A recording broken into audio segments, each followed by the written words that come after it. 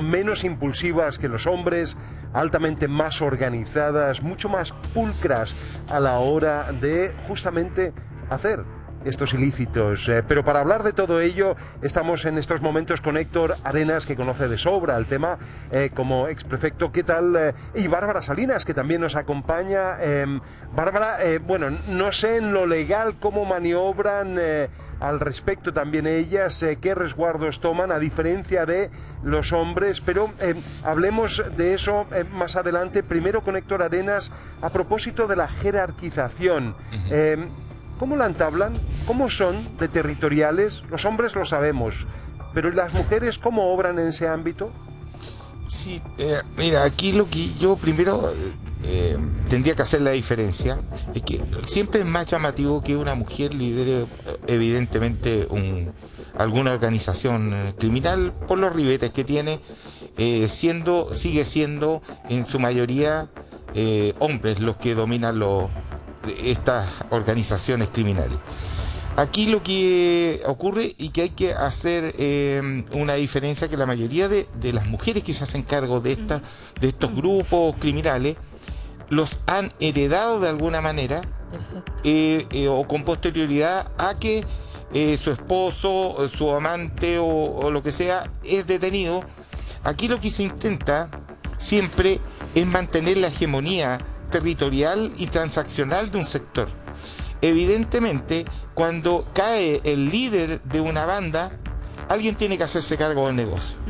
Y esta responsabilidad es traspasada justamente a otros miembros, generalmente la esposa o miembro, porque esto opera como clanes familiares. Hay que entender de esa perspectiva la situación. Héctor, no se cuestiona su autoridad, sino que se traspasa entonces como un testimonio dentro de la familia o dentro de la organización, y finalmente queda establecida la mujer como líder, y eso es incuestionable por el resto de la banda. Exactamente, cada uno tiene asignado distintos roles. Ya. A la caída del jefe de la banda, que probablemente va a seguir manejando la estructura desde el centro de detención donde se encuentre, pero ellos no pueden abandonar, digamos, el territorio, para que entendamos eso. Es por esa razón de que la organización tiene que continuar. Si esto igual que tener una masandería, tú, por ejemplo, vendes la masandería, hay un montón de cosas, de elementos que te sirven, la estructura ya está armada para tener la organización criminal, se conocen los contactos, cómo se opera, cómo se hace. Evidentemente, por una situación especial, como es la detención del líder de la banda, automáticamente tiene que alguien surgir para ocupar ese lugar. Pero en las pugnas territoriales, ¿cómo se comportan? ¿Cómo se comporta quién? Perdón. En las pugnas territoriales, ¿cómo se comportan las mujeres cuando son cabecillas de bandas? Los hombres sabemos que es casi como una cosa animalesca, es muy territorial y muy agresivo.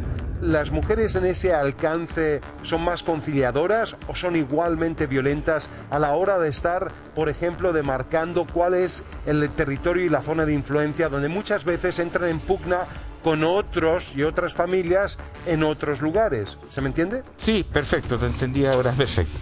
Es exactamente igual que un hombre. Aquí no hay distinción de género. Y tampoco tienen... hay como una construcción arquetípica respecto a las mujeres líderes de las bandas, pero operan exactamente igual como lo haría un hombre. Perfecto. Porque aquí hay que entender que hay que mantener... Este es un negocio. Sí. Hay que entenderlo de esa manera. Es la continuidad, entonces. Exactamente. Ellas continúan y van a ser, si tienen que ser violentas, van a ser tan violentas como un hombre. Perfectamente, porque aquí vuelvo a insistir en esto: conservar el territorio. Porque imagínate, la banda ya domina un área específica. Pongamos el ejemplo de Peñalolén. Detengo al líder de la banda, inmediatamente hay otras bandas que podrían apropiarse de la zona. Entonces, ¿qué es lo que, para que el negocio continúe su marcha, la mujer tiene que conservar el territorio? ¿Y cómo lo hace?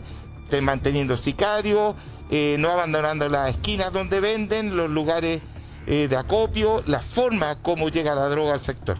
Oye, pero Héctor Arenas describe que las mujeres son cabecillas muchas veces como efecto derivado de que los hombres terminan, por ejemplo, en la cárcel o cuando no, también víctimas de su propio ilícito.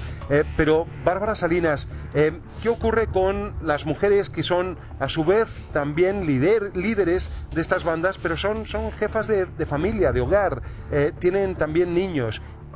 Y uno de los problemas sociales que tenemos es que cuando ellas terminan en la cárcel, al final también esa carga delictual se traspasa a los niños. Y ahí hay un desafío. ¿Cómo repararlo? ¿Qué hacer al respecto? Es que, buenos días, Amaro, Tonka, es bastante complejo. Yo hice mi práctica precisamente en materia penal, por lo tanto me tocó estar en la ex penitenciaría, cárcel de mujeres, etcétera.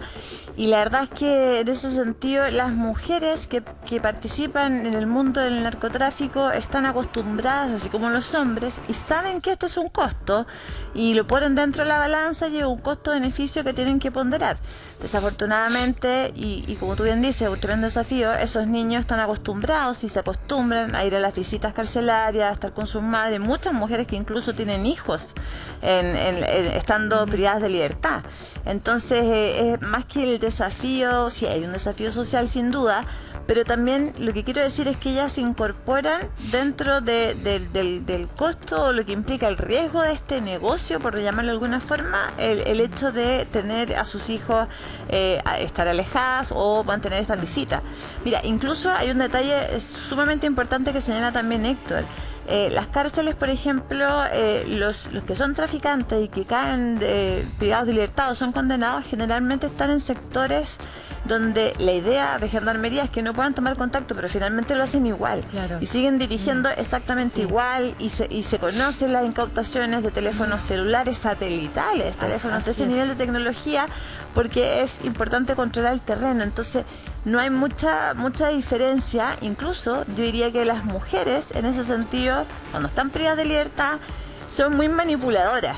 Y alegan especialmente el hecho de que ser madre, tener hijos, etcétera. Uno lo ve mucho en las audiencias, pero no hay en realidad una diferencia más que, insisto, el poder sopesar qué es más importante.